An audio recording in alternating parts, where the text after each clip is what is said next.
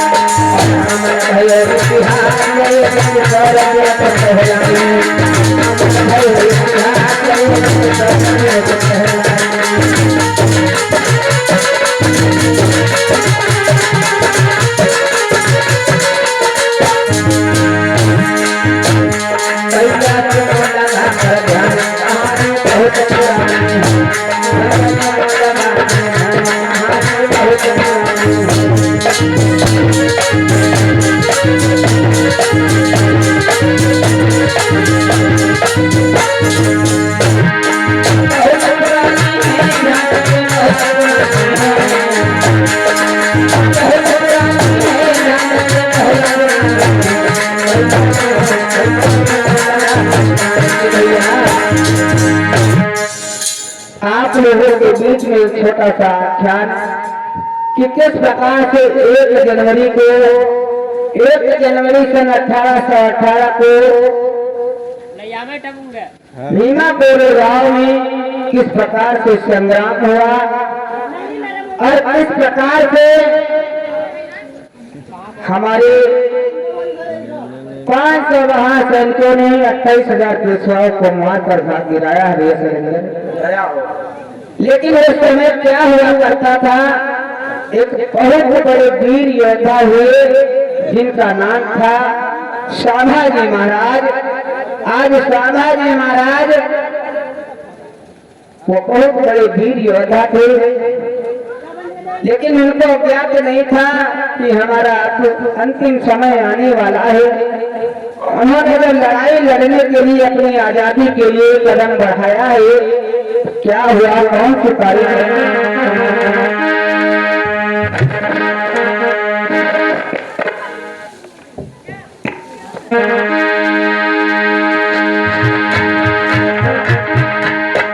आज 11 मार्च 1800, अरे सोना पीर नहीं आई।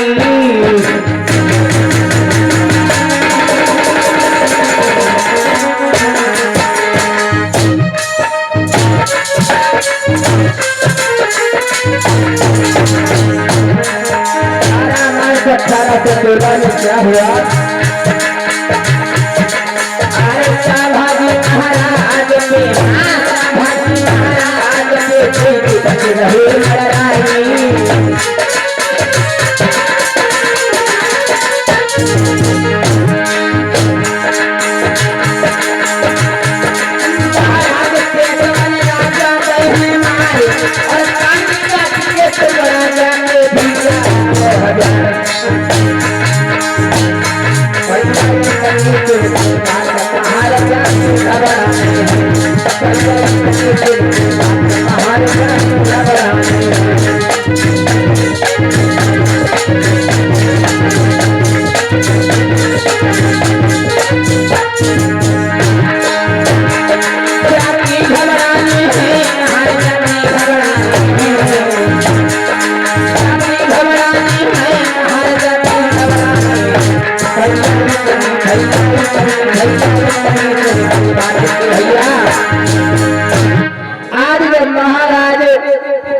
संभाजी महाराज जब लड़ने के लिए गए हैं तो वहां पर ऐसा युद्ध हुआ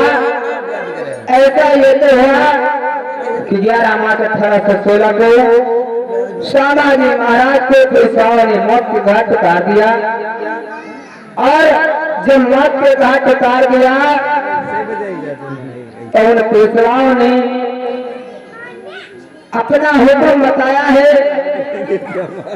और एक नियम लागू किया है कि अगर इस श्यामाजी महाराज की लाश को कोई भी यहाँ से लेकर गया तो उसको मौत के घाट उतार दिया जाएगा। इतना बड़ा खौफ हो गया। आज महाराज श्यामाजी की लाश को लेने के लिए कोई जाने के लिए तैयार नहीं हुआ है। लेकिन उसी कोरे गांव में एक गणपति पहलवान हुआ जो बहुत बड़ा योद्धा था। आज उसने विचार किया है कि कोई भी हमारा साथी जाने के लिए तैयार नहीं है, लेकिन मैं जाऊंगा, श्यामाजी महाराज की लाश को लेकर आऊंगा। आज तैयार हो जाता है। अरे गणपति पहलवान कहलाए,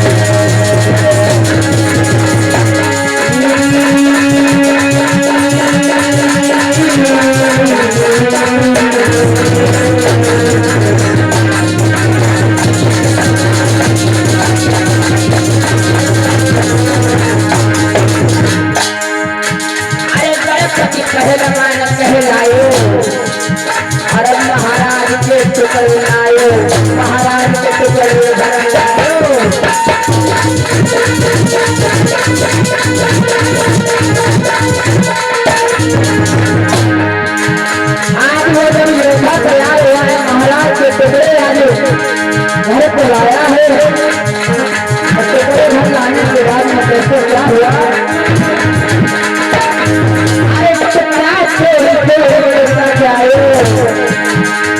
अरे हर हर लड़की समाधि बनाए।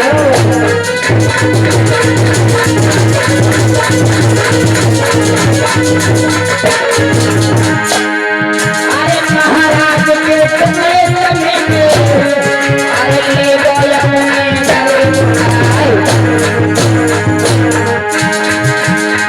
अरे छोड़ काट के सबक पढ़ दो। अरे भाई भूत की समाधि बनाए।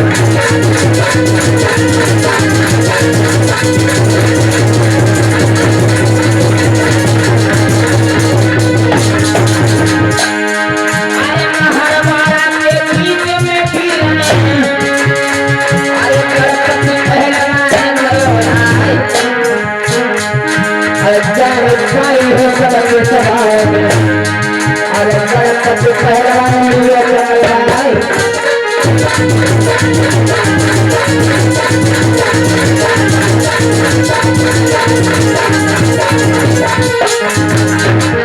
आज गणपति पहलवान जब गया है, श्यामाजी महाराज की लाश को लेकर आया है।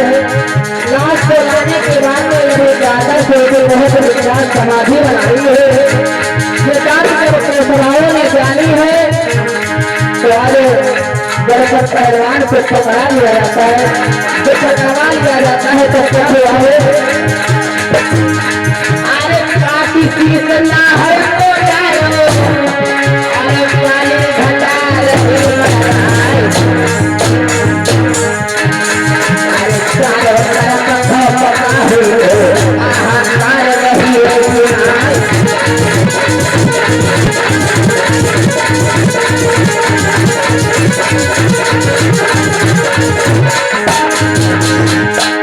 इसीलिए कहना भैया अरे मुट्ठा हारा बात नहीं छोड़े।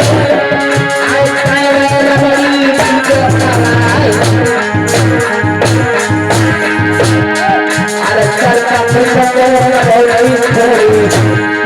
अरे चाहे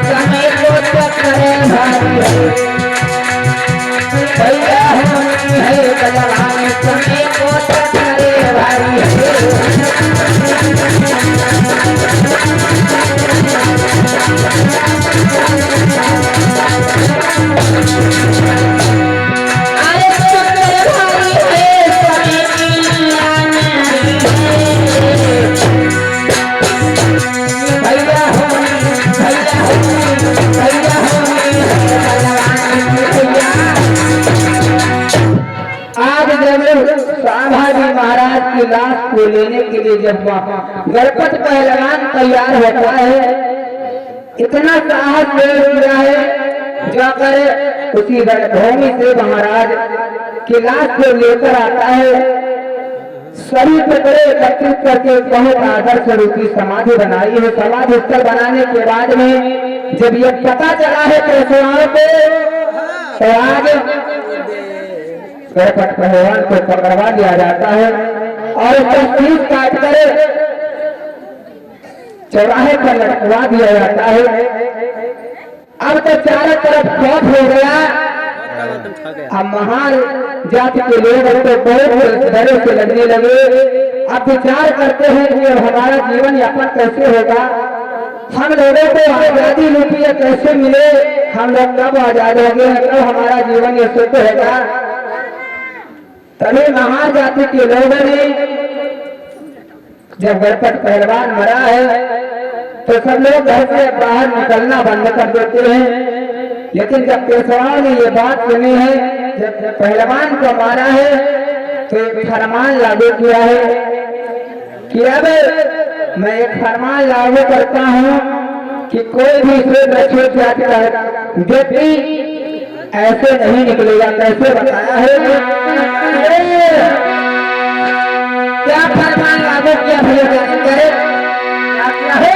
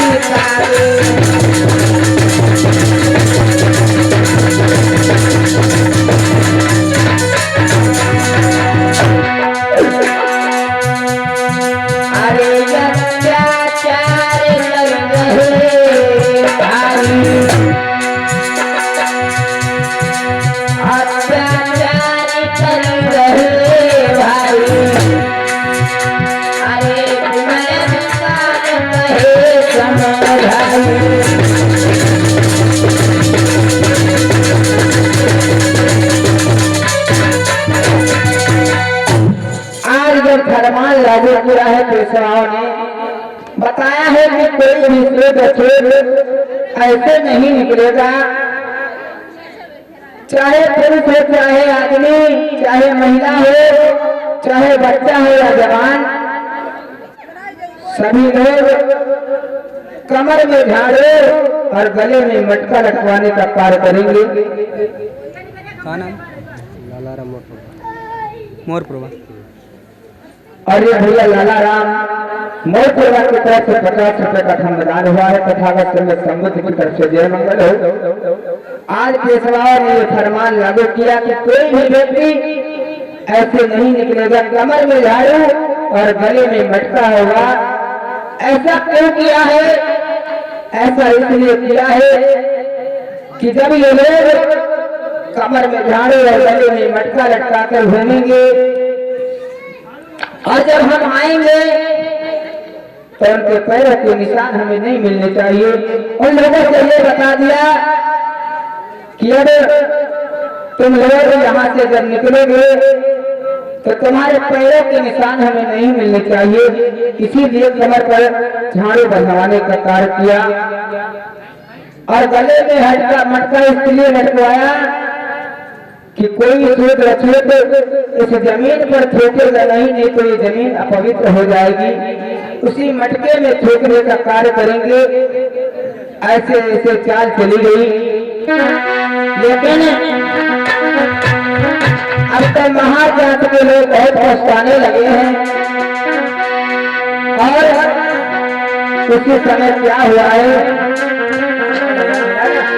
उसी समय अंग्रेजों का आगमन हुआ है।